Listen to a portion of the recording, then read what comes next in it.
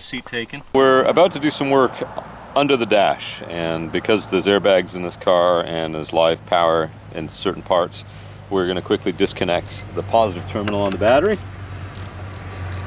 Sometimes they say to do the negative terminal, but because it's buried all the way in the back here, this is the easiest one to get to. So we are going to disconnect that. We have figured out why headlights do not work. We have obtained a replacement combination switch, and to test, just to make sure this is what the problem was, we actually plugged it in. We unplugged the one that's in the car, and we plugged this one in to check and see. And as soon as we plugged it in and we tried to turn the headlights on, it worked immediately. So what we're going to have to do then now, in order to replace this combination switch, we have to pull the steering wheel. That involves pulling the airbag, and so it's a little bit of work, but it's not too bad. So we've got the battery disconnected, we've got our replacement switch assembly here, or combination switch, and we're going to start removing the steering wheel and the airbag right now. That's always a good idea. Start with a steering wheel that's dead level, because that way when we pull it off, we'll know exactly how it goes back on, and it won't be off kilter. On the back of the airbag, it's held in by 4 10mm bolts, or nuts I should say.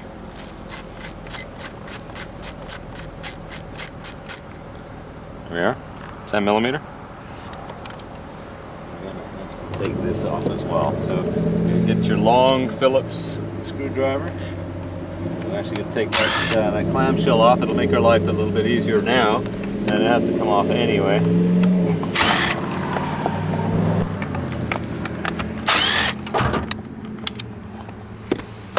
Should be one more, unless it's already gone.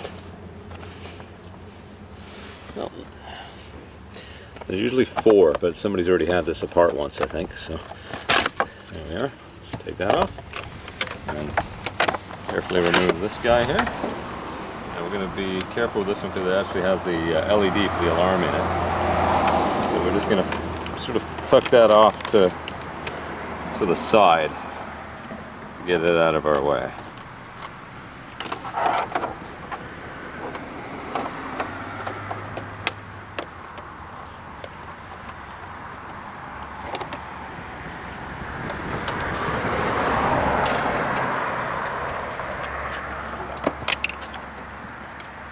Done. So now we've got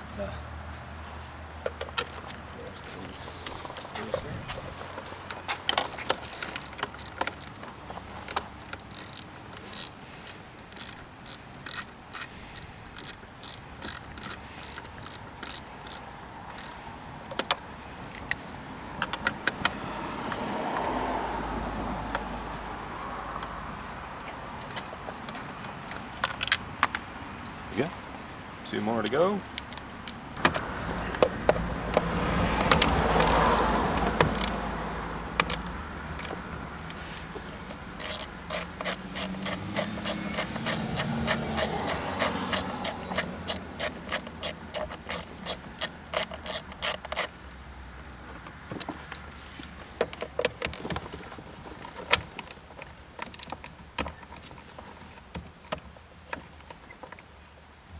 It's on a bit of a funny angle.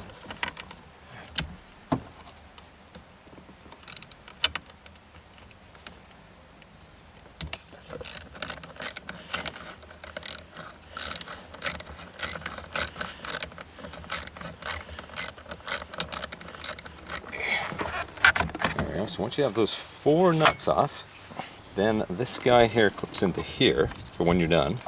So when we pulled on this a little bit, it just popped out of its clip. Now what we want to do is unclip that and this, like that. So I'm going to push down on that in order to release this one. Okay, so carefully set the airbag aside. Now then, now we can pull the steering wheel. So what we want to try and do is make sure, before we actually take it off of its spline, make sure that it's level, so that when we put it back on, we've you know, we're going to get it on the same way it was before. So somebody's got this on tight. So breaker bar with a 21mm socket should suffice.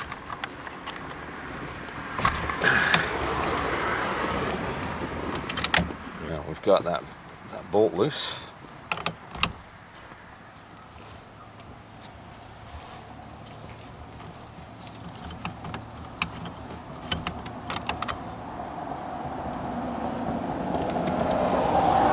Now, a lot of cars you need a steering wheel puller to get the steering wheel off, but what I've found with the Miatas is that if you do a certain way, you don't need a steering wheel puller. So you want to kind of pull it, you want to sort of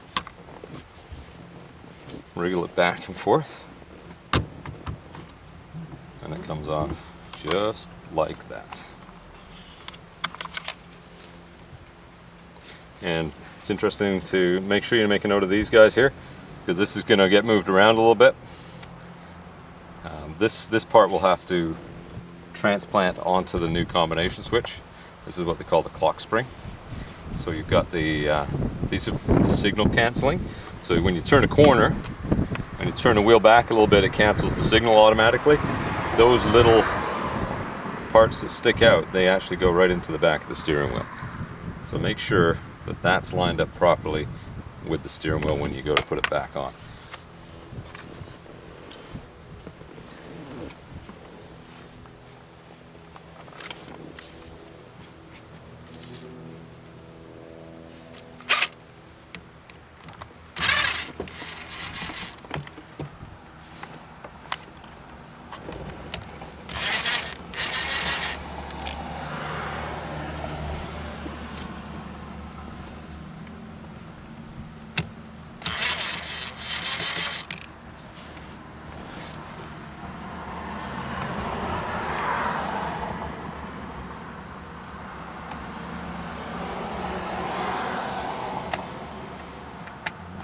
Let's take a quick look underneath there and see what's happening.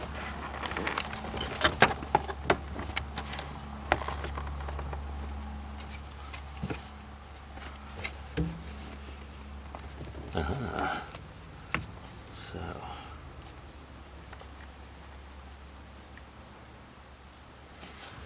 I'm wondering if we can somehow lift that off without, no.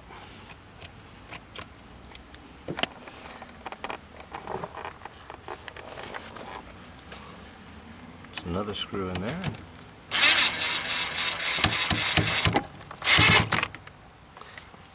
That's out.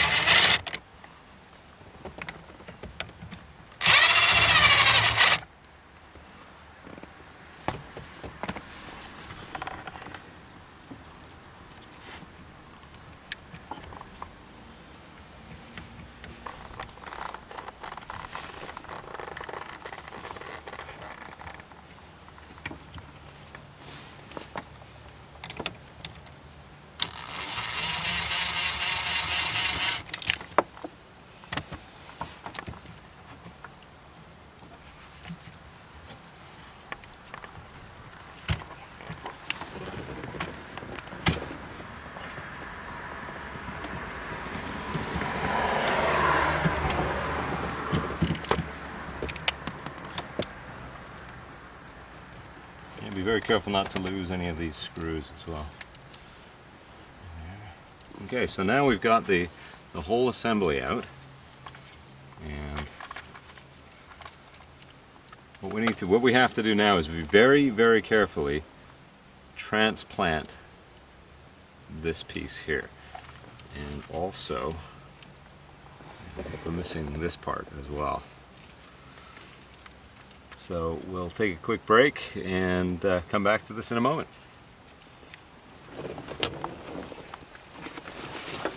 We're going to very carefully unravel the wires so that we know what we're dealing with. Being very careful not to cut any of the wires. we're going to remove the tape that holds them all together, because there's quite a few going through here, and only some of them, like some of them are going to get reused and some of them are connected directly to the old combination switch that we're replacing. So there we are,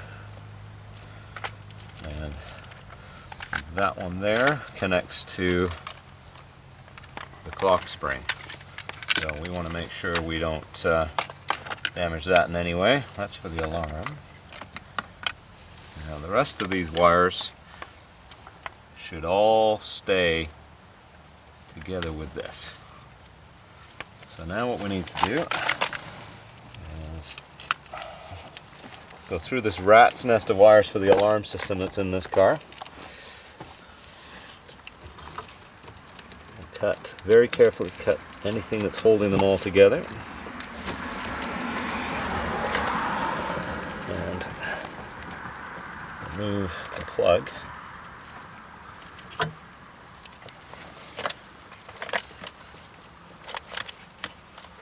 That there's the plug for the turn signals and everything.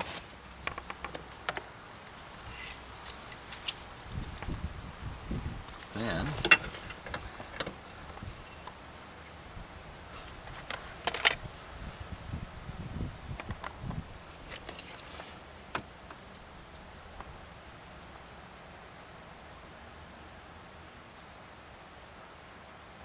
yeah, this is a good thing to go very slowly on, to make sure that we're not missing anything.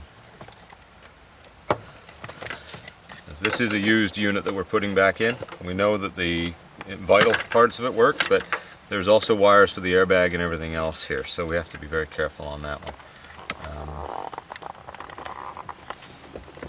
In comparing the two combination switches, we've got the replacement one here. We'll need to remove this part to add it to here. Now, I noticed there's one extra wire on the existing one that came off the car. And this one, it comes out of the back of the wiper control. Then this one doesn't have it. And we even tried another one, it doesn't have it either. And I just realized why. That is to do with the cruise control. So if we were to not hook that up, the cruise control will not be operable. So what we're going to try and do, the whole reason we're replacing this is to, fix this damaged headlight switch. So we're going to attempt to transplant the headlight switch from this unit, which we know is good, onto this unit and still maintain all the other controls that are on here. So we're going to do that and then put it all back together. Now we've very carefully removed the headlight switch off of the donor unit, and we've had to chop the wires because that's how you got to go. But that's okay, we're going to reconnect those afterwards. So what we got to do now is slide this in, like that. Be very careful not to lose that little ball bearing that's on the end.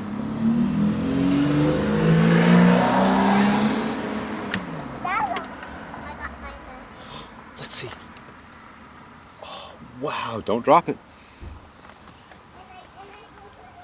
Yeah. See that little ball bearing, it mates with that part there. And then that slides in there.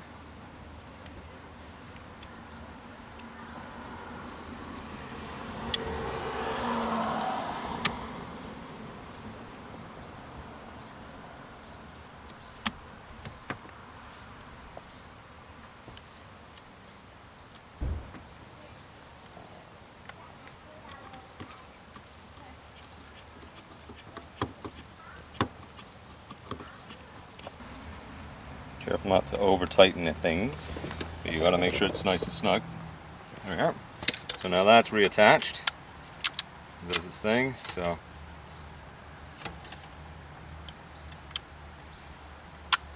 there we go. Now they also the thing this controls is the high beam. So the high beam, when you want them to stay on the Miata, you push it forwards. That's what that ball bearing does in there. So it helps to give it some tension so it stays in place. We've transplanted our headlight control lever into the existing combination switch that has the cruise control. So we've got that all attached properly. We didn't lose the little ball bearing that goes on there. That's all back in, just the way it should be. We've tested this to make sure the functions are working. Now what we need to do is splice these wires into these ones. Splice it into the wiring harness here. So we've completed that just now. And now we're going to start reassembling everything. So now we're just going to repackage these wires the way they would have been from the factory now. We've got ourselves a zap strap.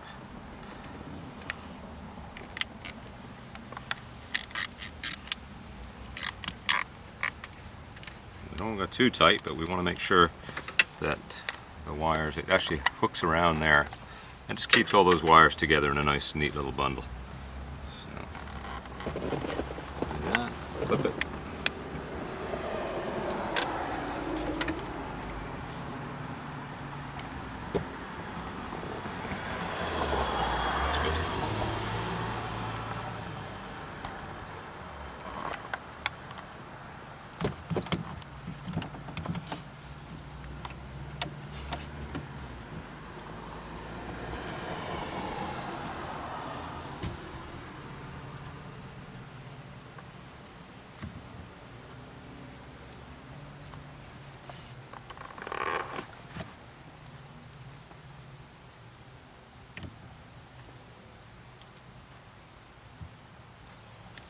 It's also very important to get the right screws in the right locations.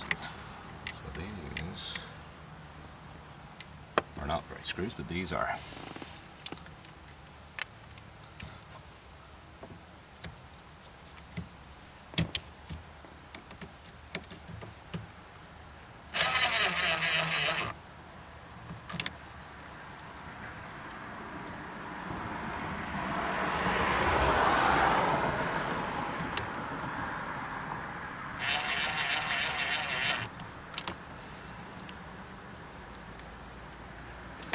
And I'd recommend doing this by hand.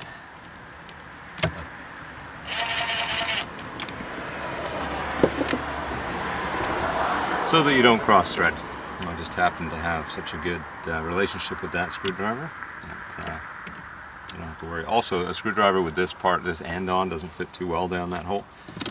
So just snug those up. I will grab, actually, I'll just do this.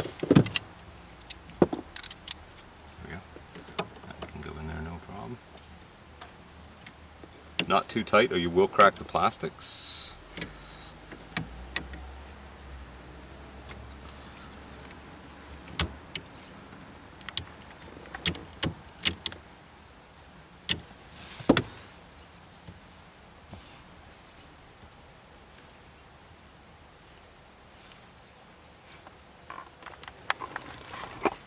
Now, I've just noticed this wire needs a little more slack as well.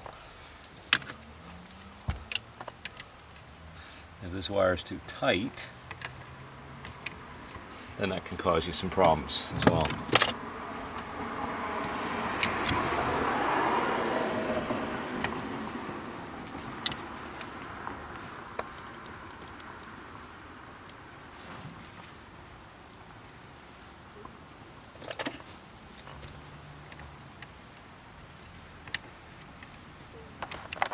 There we go. Okay, so give us a little more slack on that one. Feed this all back into its carrier. That's better. Yeah, I noticed a bit of resistance there when I had it all the way up, but now it's fine. So that's great.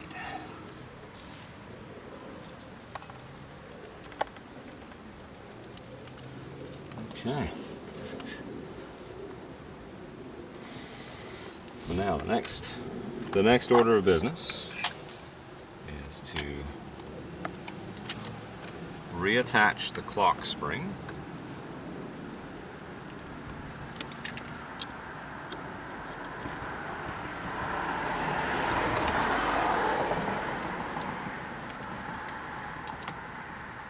And you'll notice here there's an arrow at the top and there's an arrow on this sticker.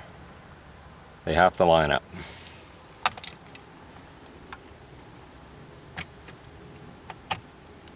Just just like that.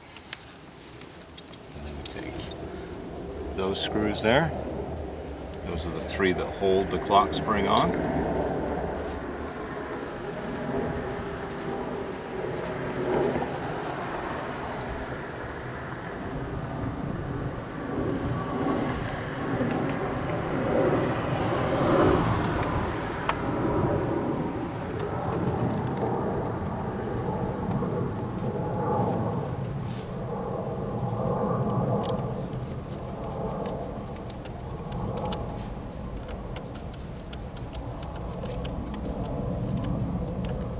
Again, not too tight, so you don't want to crack the plastics that these go into.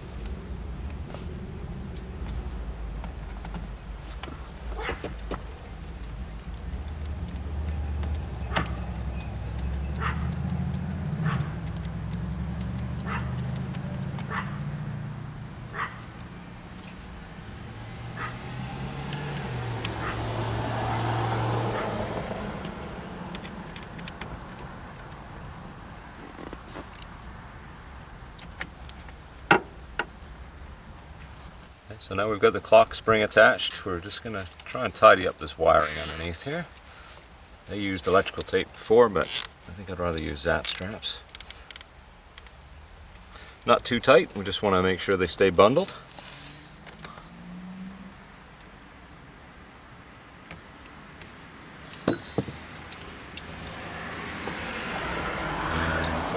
I'll probably end up putting another one here afterwards, but I want to get everything else put back together first. So now we've got everything back together. We line up our clock spring and we feed that through that slot there. We make sure that these line up with the corresponding indents on the steering wheel.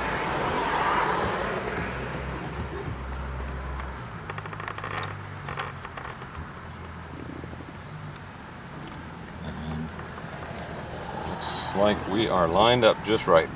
So now we'll reattach our steering wheel nut.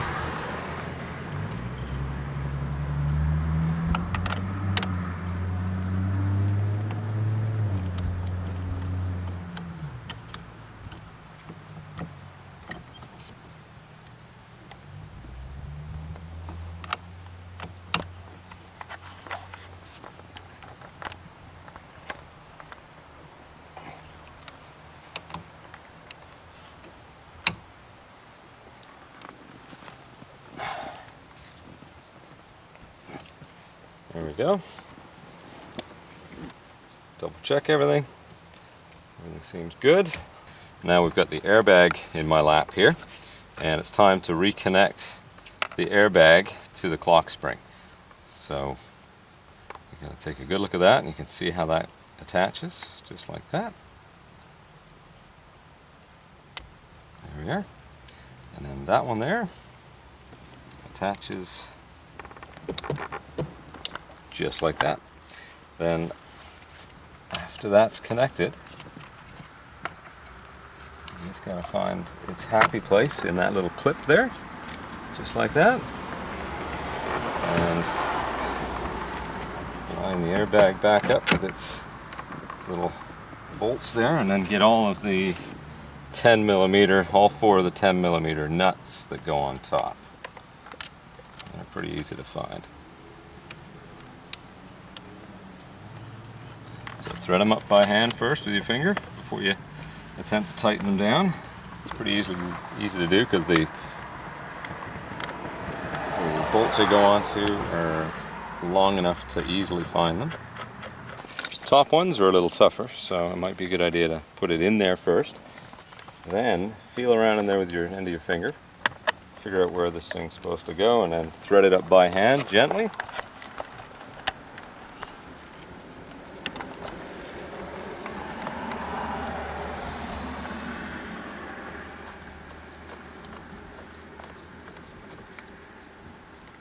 There we are. And one more.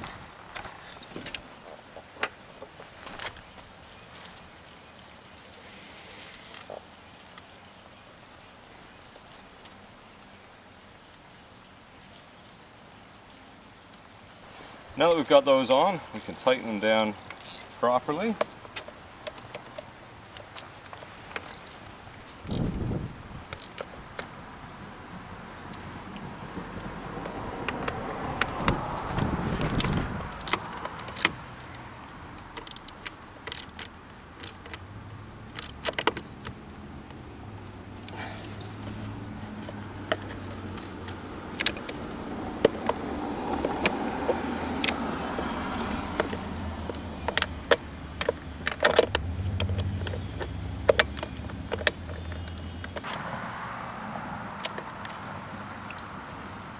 So we've just finished tightening up the 4 10mm bolts that hold the airbag into the steering wheel. Now that we've done that, everything looks like it's lined up beautifully. Everything feels good here. It's all working. Now we can focus on getting this all plugged back into its appropriate places under the dash, and then making sure these wires are secured and nice and neat. So we're going to do that next. So now that we've got all the wires plugged back into where they belong, now we're going to just quickly connect the battery and see if there's see if we've got any problems.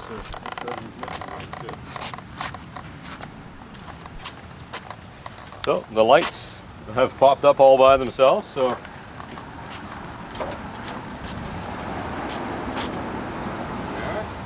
what I want to do also is just make sure that the indicators work, or the turn signals. So for that we'll need the keys. Instead of having to replace the entire combination switch, we took a donor switch assembly. We borrowed the headlight switch arm and we put that into the existing combination switch, reattached everything, and it's working perfectly. So now all we have to do is clean up the wires, make sure they're all nicely strapped and tucked away nicely, and then put all the covers back on. So it's the lower half of the shroud that goes on over all this stuff here.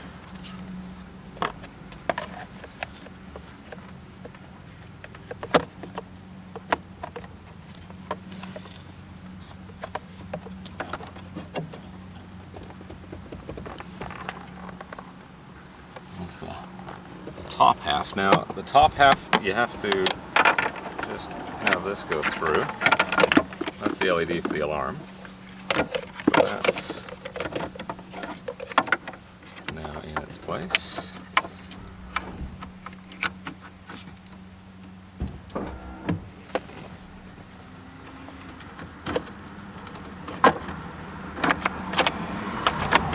Now these actually clip together and then screw together, so you want to make sure you line up all the little parts that go into each other, otherwise you'll break them off. You want to be careful about that. Looks like somebody's already broken a couple off of this, but it's still fine. There we are. Once that's on, then we can feed the LED wire back in there. There's that one.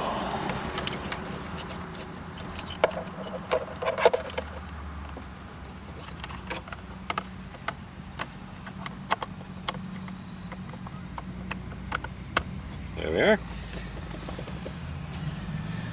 And now just need to put the screws back in.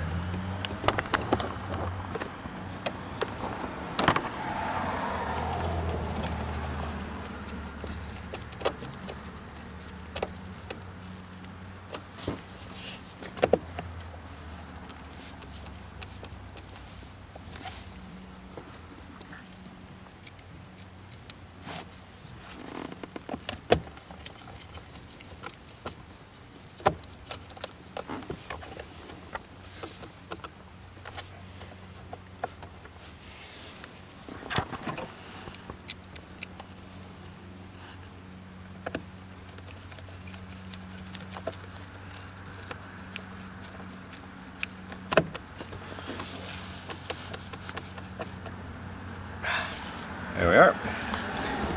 Okay, so that's back together. Now there is actually one more that we can put in, and that's up in here. Now that one wasn't in there when we started, but we'll put one back in there anyway, just to make sure this thing holds together.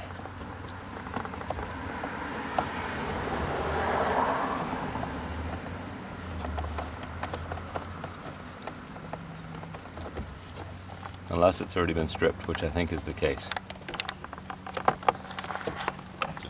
There we go. Okay, so now we've got to deal with this rat's nest under here. So we're going to clean up some of this alarm wire because nobody likes that. That's ugly. So we're going to make this a little cleaner. Cut off some of that excess electrical tape. That should have been cut as well. Okay, so she's looking a lot better. Another zap strap and then we're off to the races. So we've got our wiring all tucked away properly the way it should be here. So we're going to get this cover plate back on, and it kind of slides up like that first, like that. And there's these little clips on the side right here that need to clip in. I've bent them a bit so they have a better grab. So hopefully I haven't bent them too much. Previously, when they've been monkeying around in here, they've broken these guys off. And these guys would normally correspond with these holes here. So you can see where they were. But what they've done is they've used these to try to hold it together. So we will reuse these because it's just what we have to do. It's tight, it's not wobbly, and that concludes the replacement of the headlight switch assembly.